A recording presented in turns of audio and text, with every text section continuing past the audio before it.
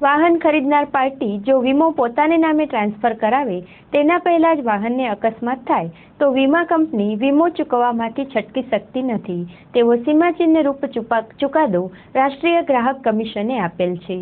ભુજના ચાંદનીબેન રાજેશભાઈ ઠક્કરની ટ્રકને તેમની ટ્રકનો વીમો ચૂકવવામાં વીમા કંપનીએ નનૈયો ભણી દેતા મામલો ગ્રાહક કમિશનમાં પહોંચ્યો હતો, જ્યાં કમિશને વીમા કંપનીની વિરુદ્ધમાં ચુકાદો આપેલ છે અને વીમો ચૂકવી દેવા આદેશ કરેલ છે। આ કેસમાં ફરિયાદી વતી કેસ લડનારા એડવોકેટ રાજેશભાઈ ઠક્કરના જણાવ્યા પ્રમાણે વીમા કંપની દ્વારા વીમાની રકમ ચૂકવવામાં કરાઈ રહેલા ધાંધિયા સામે આ ચુકાદો સીમાચિહ્ન સાબિત થશે। શ્રી રાજેશભાઈ ઠક્કરે આ ચુકાદાની જાણકારી આપતા ચંચળ ન્યૂઝ સાથે વાત કરી હતી। ભુજના ચંદ્રિકાબેન રાજેશ ઠક્કરની માલિકીની એક ટ્રક હતી જે તેમણે ભાટિયા અમરનાથ પાસે વેચાતી લીધી હતી।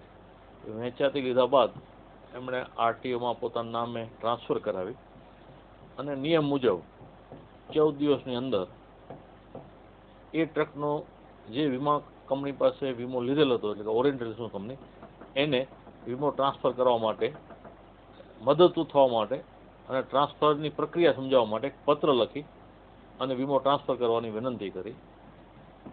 એ અરજી આપ્યા બાદ વીમા કંપની તરફથી કોઈ પણ પગલાં ન લેવાયા। એ દરમિયાન આ ટ્રકને અકસ્માતમાં નુકસાન થતાં સંપૂર્ણ સળગી ગઈ અને એ ટ્રકનો વીમો સમ ઇન્શ્યોર્ડ એટલે બાકી ટ્રકનો વીમો 3 લાખનો હતો।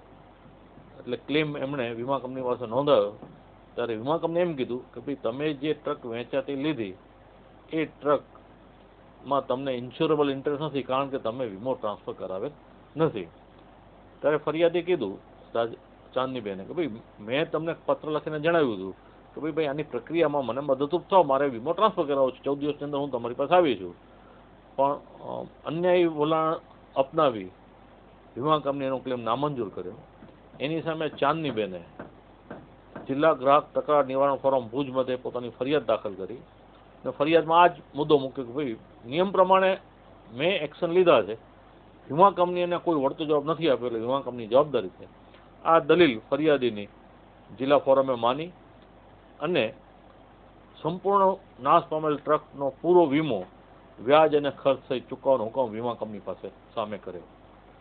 વીમા કંપનીએ આ હુકમ સામે રાજ્ય કમિશન ગ્રાહક તકરાર કમિશન પાસે અપીલ દાખલ કરી। એમાં પણ ફરિયાદી હાજર થઈ એડવોકેટ મારફતે અને આ જ રજૂઆત કરી કે ભાઈ 14 દિવસનો જે નિયમ છે એ મેં પાળ્યો છે, પછી તો વીમા કંપનીએ કરવાનું છે, મારે કંઈ કરવાનું નથી। એ કરવામાં વીમા કંપની નિષ્ફળ ગઈ છે એટલે સેવામાં ખામી છે, એટલે જે જિલ્લા ફોરમે ચુકાદો આપ્યો છે એ બરાબર છે, એને માન્ય રાખવો જોઈએ।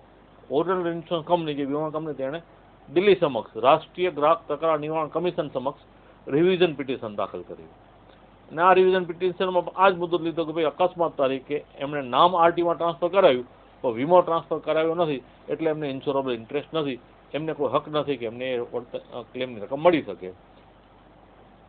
એ જે રિવિઝન પિટિશન દાખલ કરી એ એમણે ખૂબ જ લાંબા ગાળાના સમય બાદ એટલે કે ડિલેમાં રજૂ કરી। એટલે ડિલેની અરજી સાથે જ મૂળ રિવિઝન પિટિશન સાંભળી અને રાષ્ટ્રીય કમિશને એવો ચુકાદો આપ્યો કે ભાઈ તમે જે મુદત દોષની રજૂઆત કરી છે એમાં કોઈ તથ્ય નથી એટલે અમે મુદત દોષની અરજી નામંજૂર કરી છે। અને સાથે સાથે અમે આ કેસની હકીકતો પણ જોઈ છે, કાયદાકીય પરિસ્થિતિઓ પણ અમે જોઈ છે, એ નજરે પણ તમને ન્યાય મળી શકે તેમ નથી।